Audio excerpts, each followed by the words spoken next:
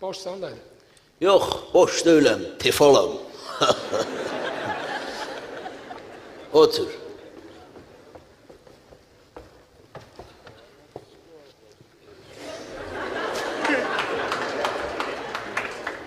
Bacıoğlu, hara gedirik? Bağışda narahat edirəm ha, bacıoğlu. Hara gedirik? Bacıoğlu, bağışda narahat edirəm, deyirəm, hara gedirik? Bacıoğlu, bağışda ginən. Allah bağışlasın. Heç dəxli var.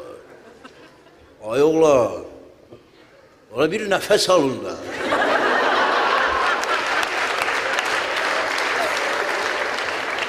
Bir nəfəs alın, boğularsınız. Qalarsınız boynumda. Gəl sonra polisə başa sal ki, mən eləməmişəm. Deyirəm, hara gedirik? Bizə. Bizə? Ha, ağzının danışığına fikir ver, ha. Bizdə arvad uşaq var. Bizə. Ay oğlan, ay polisos. Ha. Ha.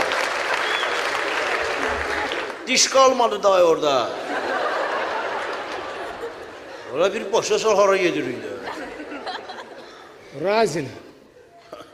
Razin elə bil Sedmoy paralel. Ha.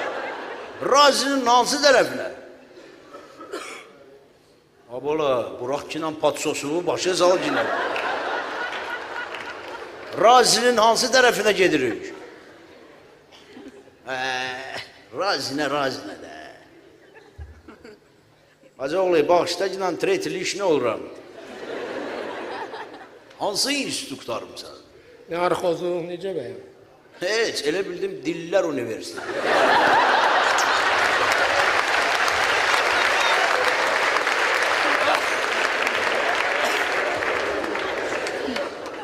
Görüm, Viagra'nın yeri var. Cavan oğlanam dayı, nə Viagra? Hala Viagra'ya ne cavan, ne koca.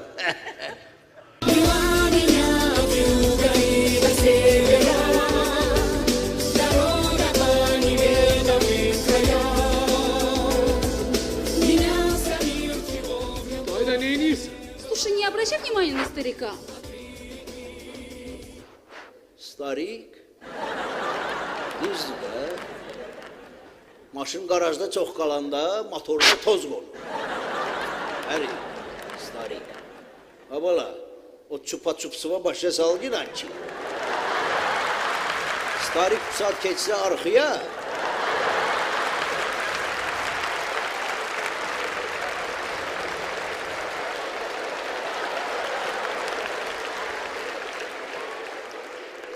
Starik bu saat keçsə arxaya maşının amortizatorları yatar.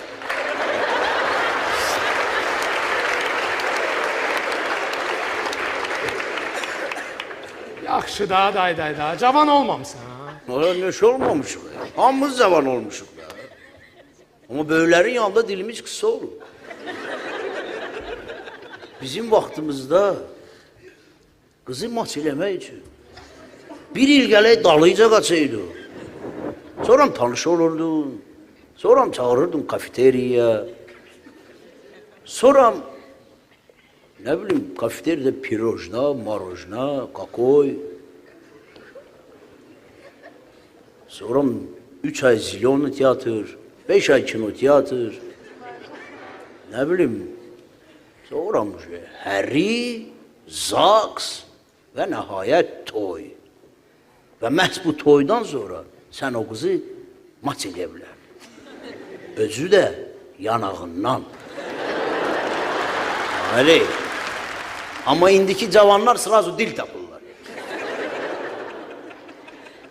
Görəm başa salıram, deyirəm, heç quluşu tilbədə dökür.